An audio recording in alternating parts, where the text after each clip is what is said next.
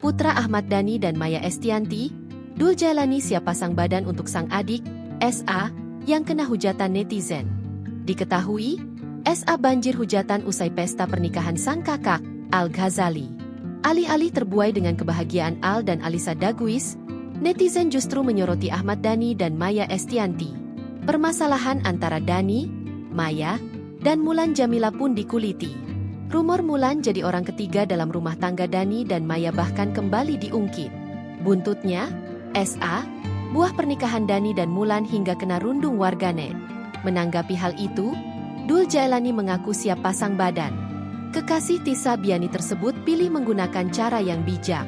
Banyak cara membela SA.